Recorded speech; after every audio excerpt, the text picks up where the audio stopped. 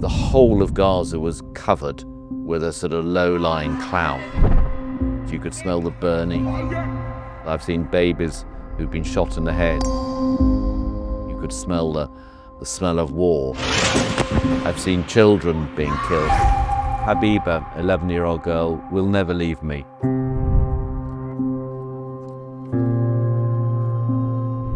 My name is Nick Maynard. I'm a consultant surgeon in upper gastrointestinal surgery at Oxford University Hospitals. I first went to Gaza in 2010, so quite a long time ago. I'd been traveling to the West Bank for several years before that, teaching medical students at the Palestinian medical schools. And indeed, I was there in May 2023, just 5 months before the events of October the 7th, teaching a week of cancer surgery out there. And then, of course, October the 7th happened and everything changed.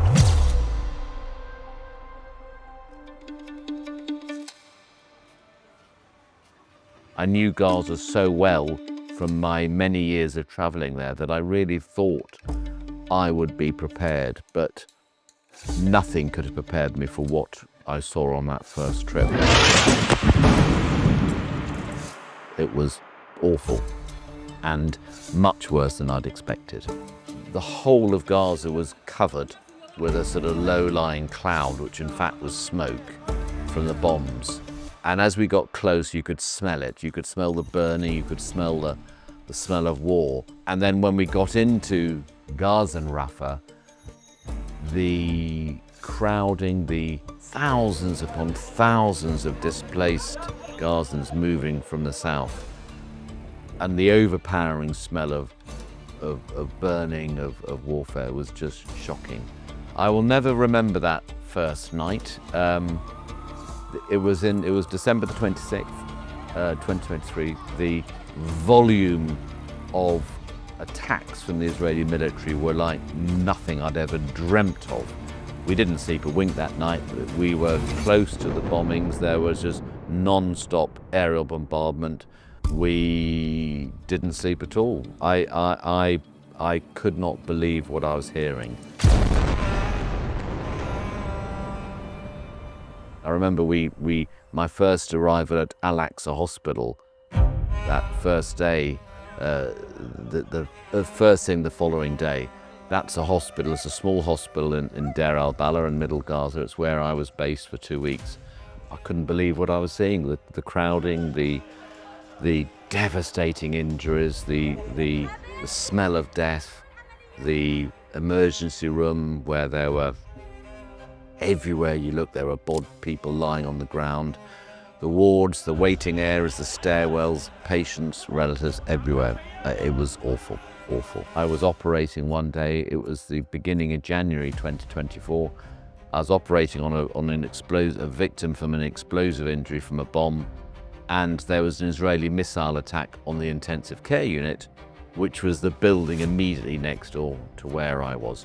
This area was supposed to be deconflicted. They attacked that hospital knowing we were in there. And 2 weeks later, they attacked the house we were living in as well. What shocked me more than anything was the amount of children, babies, toddlers being killed, being severely injured. And 75% of the people I treated were children and women.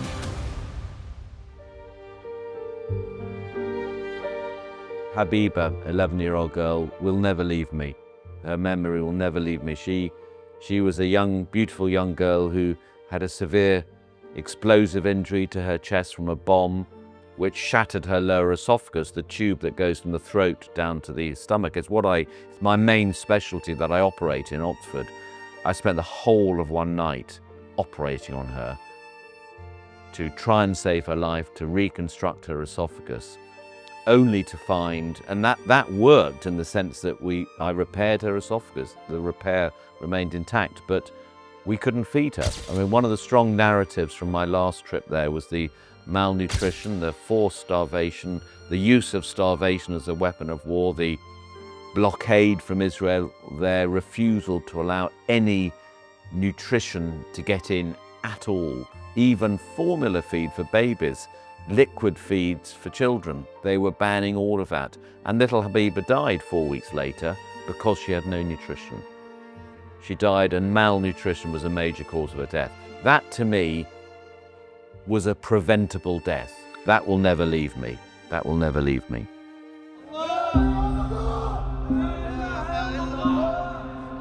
We saved many lives, but there were many, many deaths which could have been prevented if we'd had the resources. So challenges that we face which I would never have imagined that anywhere in the world we would have to face. The many things you see, you can't get out of your mind. So I think we've all struggled emotionally. I still have trouble sleeping, and it's very difficult talking to people about it unless they've witnessed it yourself. Mentally and physically more exhausted than I've ever been in my life, but that's 4 weeks. I've seen war crimes virtually every day I've been out there. I've seen children being killed. I've seen babies who've been shot in the head. I've seen children who've lost arms and legs. It's changed my whole perspective on global geopolitics, on the behaviour of my government in particular. There is so much this government can do, because this is within the ability of Western governments to stop Israel, and they've failed to do so. They've been complicit in this genocide. But I've also felt my life has been enriched by spending time with these true inspirational heroes in Gaza.